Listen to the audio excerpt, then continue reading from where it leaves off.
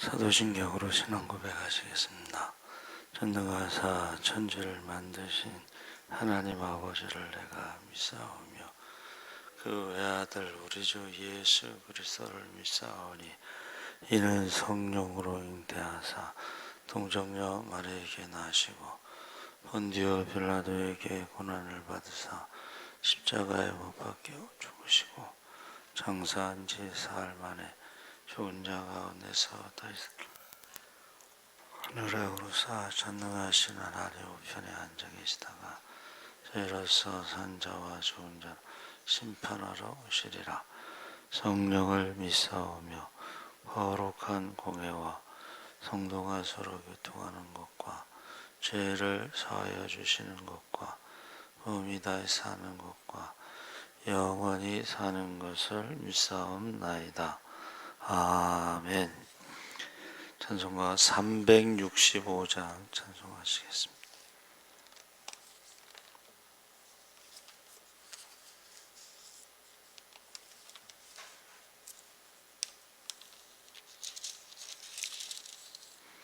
찬송가 365장 찬송하시겠습니다. 마음속에 근심 있는 사람 주 예수 앞에 달래어라. 슬픈 마음 있을 때라도 주 예수께 아뢰라. 주 예수 아뢰어라. 주리의 친구니 무엇이나 근심하지 말고 주 예수께 아뢰라. 눈물 나며 깊은 한숨 주 예수 앞에 달래어라.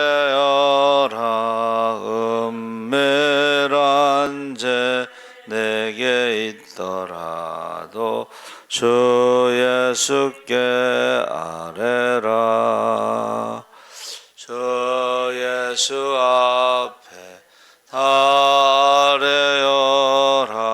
주리의 친구니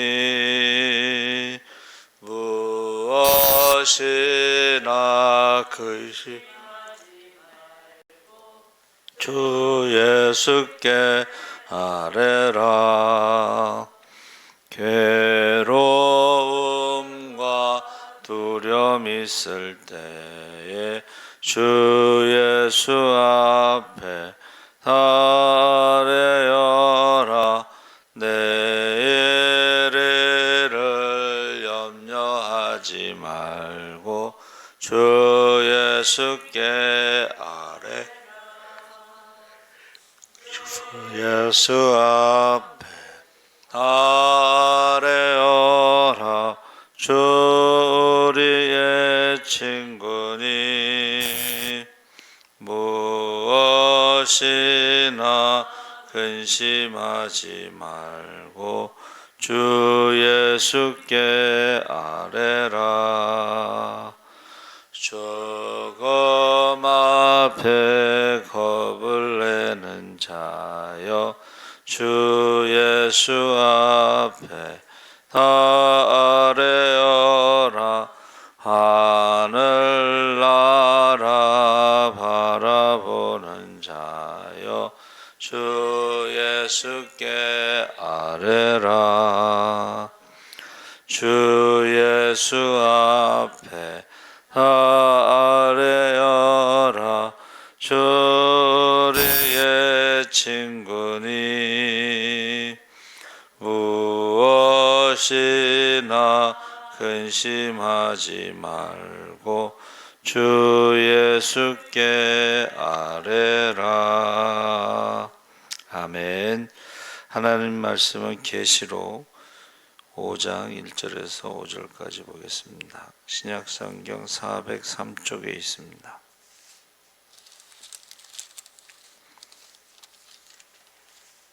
계시록 5장 1절에서 5절까지 우리 다 같이 읽겠습니다. 내가 범의 보좌에 앉으신 이의 오른손에 두루마리가 있으니 안팎으로 썩고 7인으로 봉하였더라. 또 범에 힘있는 천사가 큰 음성으로 외치기를 누가 그 두루마리를 펴며 그 인을 떼기에 합당하냐 하니 하늘 위에나 땅 위에나 땅 아래에 능히 그 두루마리를 펴거나 보거나 할 자가 없더라. 그 두루마리를 펴거나 보거나 하기에 합당한 자가 보이지 아니하기로 내가 크게 울었더니 장로 중에 한 사람이 내게 말하되 울지 말라. 유대 지파의 사자 다윗의 뿌리가 이겼으니 그 두루마리와 그 7인을 떼시리라 하더라. 내가 또 보니 보좌와 네 생물과 장로들 사이에 한 어린 양이 서 있는데 일찍이 죽임을 당한 것 같더라. 그에게 7뿔과 7눈이 있으니 이 눈들은 온 땅에 보내심을 받은 하나님의 7영이더라. 5절까지 읽기로 했죠. 7절 더 읽겠습니다. 그 어린 양이 나와서 보좌에 앉으시니 오른손에서 두루마리를 취하시니라. 아멘. 할렐루야. 좋은 아침입니다. 잘 오셨습니다. 감사합니다.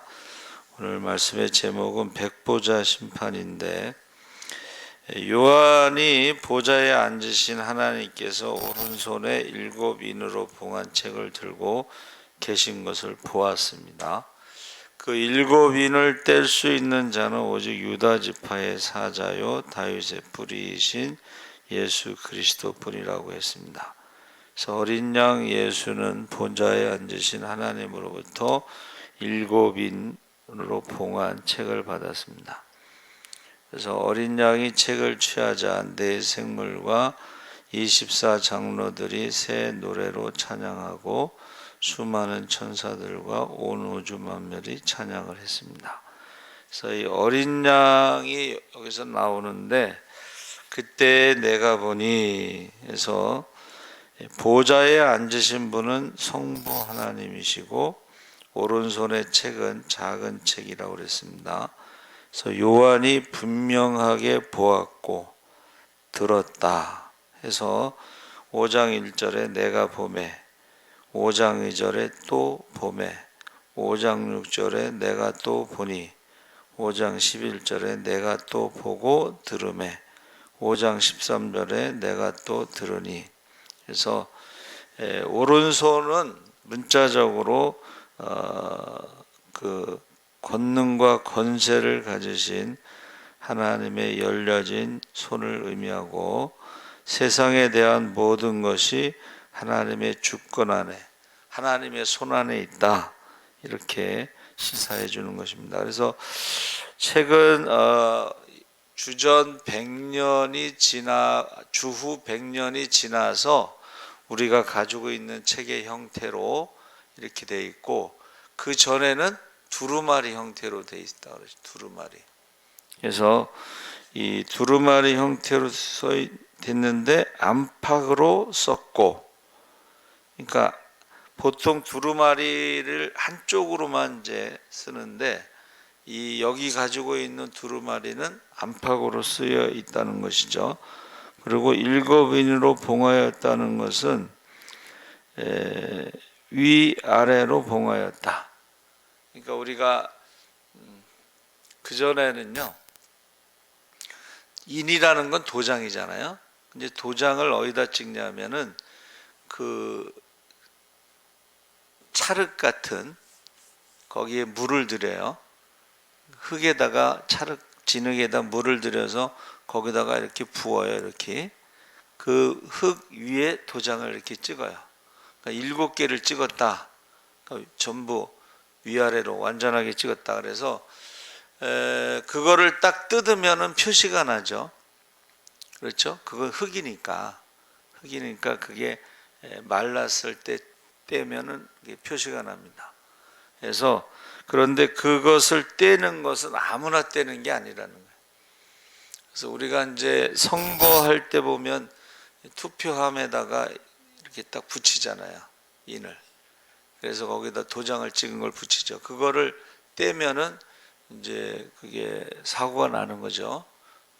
그래서 여기 지금 7인이라는 것은 위아래로 이제 도장을 찍었는데 그것을 아무나 뗄 수가 없고 오직 예수님만 뗄 수 있다. 그래서 거기 힘센 천사가 큰 음성으로 외치기를 인을 떼고 그 두루마리를 떼기에 합당하신 자가 누구냐.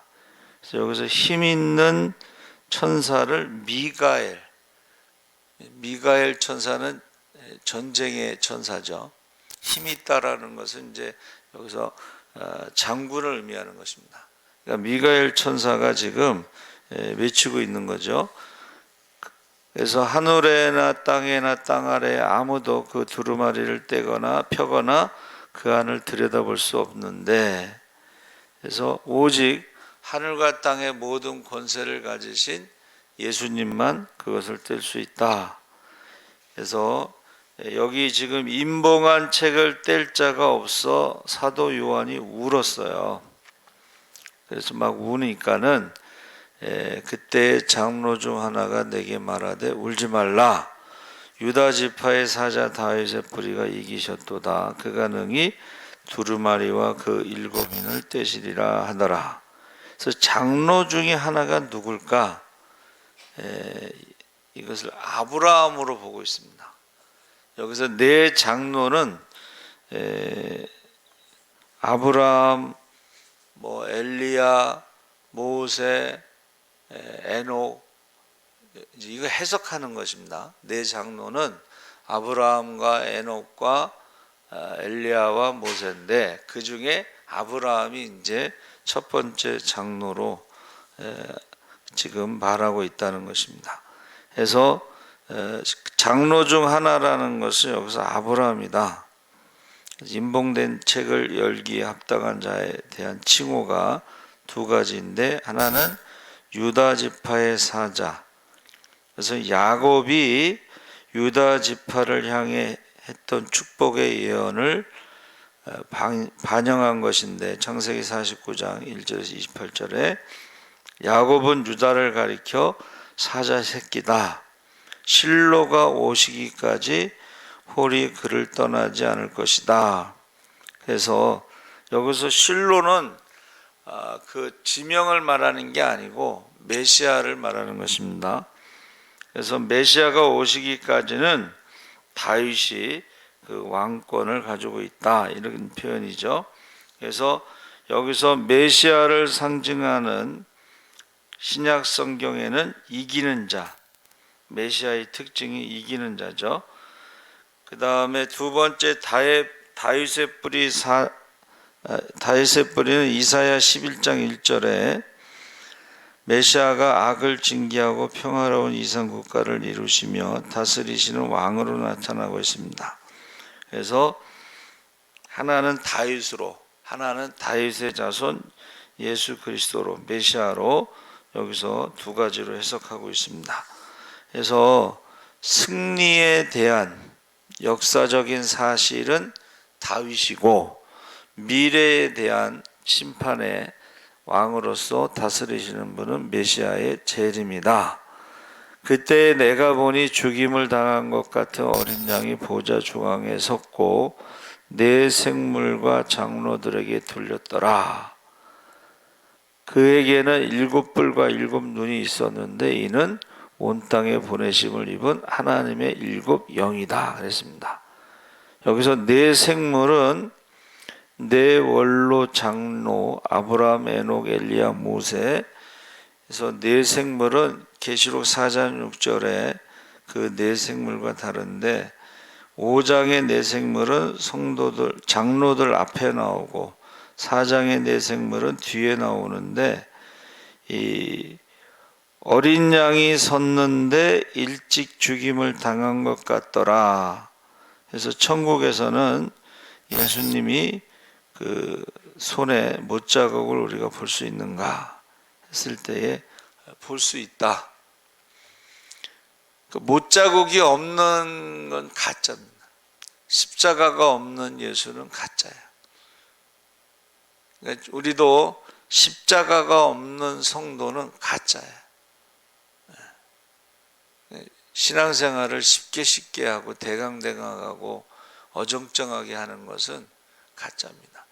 십자가 목걸이나 귀걸이처럼 액세서리로 생각하면 안 되고, 주님의 피가 있는, 손에 못자국이 있는 그 십자가, 그것이 진짜입니다. 그래서 그리스도에게로 옮겨져서 그 책을 지금 가지고, 이것이 보세요.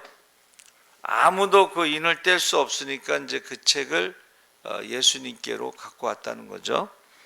그래서 네 생물과 24장로가 찬송을 하는데, 어린 양 앞에 엎드리니 각각 검은고와 향을 담은 금 대접을 가졌으니 이 향은 성도의 기도들이라 해서 24장로를 이제 구약의 12지파와 그 다음에 신약의 12사도로 해석합니다. 그리고 금대접에는 그 향이 성도의 기도라고 했습니다. 그래서 그 책을 받았을 때에 그의 권위와 능력을 찬양하고 경배하는 자세를 갖춘다 그랬습니다. 그래서 제가 말씀을 준비하면서 보니까는 천국을 이렇게 인간의 언어로 표현할 수 없지만 예수님에 대해서 계속 찬양하는 그러한 모습을 볼 수가 있습니다. 여기서 새 노래는, 이 땅에서 새 노래는 믿는 사람들이 찬양하는 것을 새 노래라고 하고, 여기서 새 노래는 하나님 나라에서 임봉을 떼기에 합당하다고 죽임을 당하시고 각족 속과 방언과 백성과 나라 가운데서 사람들을 피로 사서 하나님을 위하여 부르는 그 찬양, 예수님의 희생을 찬양하는 것을 새 노래라고 했습니다. 그래서 사실은 우리가 이 찬양은요, 원래 그 하나님의 창조와 구원에 대해서 노래하는 것이고, 하나님 나라에서 찬양은 예수님의 죽음과 희생에 대해서 노래하는 것입니다. 그래서 이 새 노래는 이 땅에서는 이제 그리스도 공동체, 믿는 자들의 공동체에서 부르는 노래이고, 하나님 나라에서는 예수님에 대한 찬양을 말하는 것이다. 그래서 천사와 만물이 찬송하는데 11절에 14절에 큰 소리로 많은 천사의 음성이 있으니 그 수가 천천히요 만배 만 해서 이 1억 한 100만 명 정도 되는데 셀 수 없이 많은 천사들이 찬양하는 것을 볼 수가 있습니다. 그래서 큰 소리로 죽임을 당하신 어린 양의 능력과 부와 지혜와 힘과 존귀와 영광과 찬송을 받으시기에 합당하시도다. 그래서 어린 양의 영광, 어린 양의 속성 7가지를 찬미했는데, 이것은 완전한 찬양을 말하고 있습니다. 충만한 찬양. 해서 우리가 이 땅에서도 좀 찬양을 많이 했으면 좋겠다. 찬양을 통해서 하나님께 영광 돌린다 그랬습니다. 그러니까 하나님의 창조와 하나님의 구원의 역사를 노래하는 것을 찬양이라고 그랬죠. 그래서 내 생물이 아멘하고 장로들이 엎드려 경배하니라. 내 생물이 아멘하고 장로들이 엎드려 경배했다는 것은 천상의 하나님 나라의 찬송은 첫 번째 대심판할 때에 찬양을 먼저 하고 그 다음에 이제 인을 떼는 거죠. 그래서 6장에 가서 인을 떼십니다. 그러니까 심판하시기 전에 그 책을 받으시고 찬양하고 6장에 가서 인을 떼시죠. 그래서 네 원로 장로를 말하는 네 생물, 계시록 5장 6절에 내가 또 보니 보좌와 네 생물과 장로들 사이에 어린 양이 섰는데 일찍 죽임을 당한 것 같더라. 그러니까 예수님께서 공생에 마치고 십자가에서 돌아가신 것을 표현하고 5장 8절에 책을 취하심에 네 생물과 24 장로들이 어린 양 앞에 엎드려 내가 또 보고 들음에 보좌와 생물들과 장로들을 둘러서 많은 천사 네 생물이 가로되 아멘하고 장로들이 엎드려 경배하더라. 그래서 여기서 네 원로 장로와 미카엘 천사장, 아까 말씀드린 것처럼 네 원로 장로들은 아브라함과 에녹과 엘리야와 모세로 해석하고 있다 하는 것입니다. 그래서 보좌에 앉으신 하나님께 경배하는 일에 앞장선 24 장로와 14만 4천의 성도들이, 이 14만 4천의 성도들은 유대인의 숫자라고 그랬죠. 근데 이것은 상징으로 해석해야지 14만 4천 명을 문자적으로 해석하면 문제가 된다는 거예요. 또 어린 양을 가장 가까이에 보자하며 함께 서 있기도 하고 시중을 들기도 하고 5장 8절에 성도의 기도가 들어있는 금대접을 주님께로부터 받아서 천사들에게 전하고 네 생물인 네 원로 장로가 천사들에게 인을 때도 각각 명령하고 되도록, 그리고 14만 4천 명이 부르는 것을 듣고 지도해 준다. 그러면서 하나님의 진노를 가득히 담은 금 대접을 일곱 천사들에게 건네준다 그랬습니다. 그래서 백보자 심판 때의 의인들을 그들의 행실에 따라 심판하는 권세를 받은 자들이다. 그래서 이 금대접의 성도의 기도가 뭐냐? 그 순교자들의 신원, 억울함과 원수를 갚아달라고 하는 그 기도가 심판의 기준이 되는 거예요. 무엇을 가지고 심판하느냐? 순교자, 무고한 자의 피를 흘린 사람들의 억울함과 원수를 갚아주는 심판이 있다 그랬습니다. 그래서 이 보좌라고 하는 것은 영예의 자리, 히세라는 히브리어를 썼는데, 이거는 이제 우리 등받침이 있고 양쪽 팔걸이가 있고 발받침이 있다고 그랬어요. 그래서 앞에서 말한 것처럼 영예의 의자, 그러니까 어디에 앉느냐가 굉장히 중요하죠. 의자, 제가 전에 말씀드렸죠. 그 고건시장하고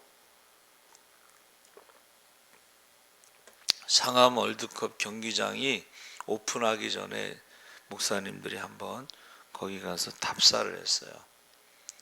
1억짜리 방이 있습니다. 그래서 내가 아니 1억짜리 방을 누가 하냐 그랬더니 기업에서 로비할 때에 사가지고 1억짜리 방에서 이제 음식 먹으면서 회의하면서 축구 경기를 본다 뭐 그런 얘기고, 거기 이제 대통령이 앉는 자리도 있고 의자가 다 있어요. 그리고 나서 점심을 먹는데 고건 시장하고 같은 테이블에서 먹는 사람이 정해져 있어요. 그걸 헤드 테이블이라고 그래서 우리 같은 이제 젊은 사람들, 쫄병들은 이제 다른 데 가서 앉고 헤드 테이블. 또 사진을 찍을 때도 고건 시장을 중심으로 옆에 누가 서느냐가 정해져 있어요. 그래서 저는 이제 우리 친구가 결혼식 하는데 제가 그때 비가 왔나, 또 운동화를 신고 갔나 봐 내가. 근데 그 신랑 옆에서 찍었는데 원래 신랑 옆에는 제일 친한 친구들이 쓴다 뭐 그런 얘기를 하더라고. 몰랐죠 전. 예. 여러분, 지금 하나님께서 심판하시는 과정이 쭉 나오는 거예요. 인을 떼야 되는데 뗄 사람이 없고 예수님만 그걸 뗄 수 있고, 그것을 이제 받으신 다음에 찬양을 먼저 한다. 찬양을. 그러니까 이 땅에서도 우리가 찬양을 많이 하는 게 좋고, 하나님 나라에 가서도 하나님 나라에서 특별히 뭐를 한다는 기록이 없고 찬양을 많이 해요. 찬양. 그래서 한국교회가 회복되기를 기도할 때에 이 찬양이 회복되고, 기도가 회복되고, 전도가 회복되고, 선교가 회복되고, 구제가 회복되고, 뜨거움이 회복되어야 되는 거예요.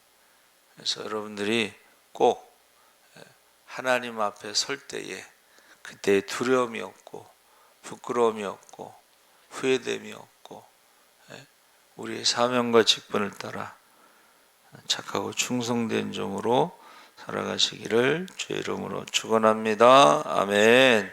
살아계신 하나님 아버지 감사합니다. 이제 우리가 하나님 앞에 설 때 언제 어디서 어떻게 주님을 만나더라도 그날에 기뻐 뛰며 주님을 찬양할 수 있게 하여 주시옵소서. 우리에게 맡겨진 영혼들 한 영혼도 빼앗기지 않도록 이름을 부르며 밤낮으로 기도할 때에 그 이름이 생명책에 기록되게 하여 주시옵소서. 감사하며 예수님의 이름으로 기도합나이다. 아멘. 하늘에 계신 우리 아버지여, 이름이 거룩히 여김을 받으시오며 나라의 임하옵시며 뜻이 하늘에서 이룬 것 같이 땅에서도 이루어지이다. 오늘날 우리에게 일용할 양식을 주옵시고 우리가 우리에게 죄 지은 자를 사하여 준 것 같이 우리 죄를 사하여 주옵시고 우리를 시험에 들게 하지 마옵시고 다만 악에서 구하옵소서.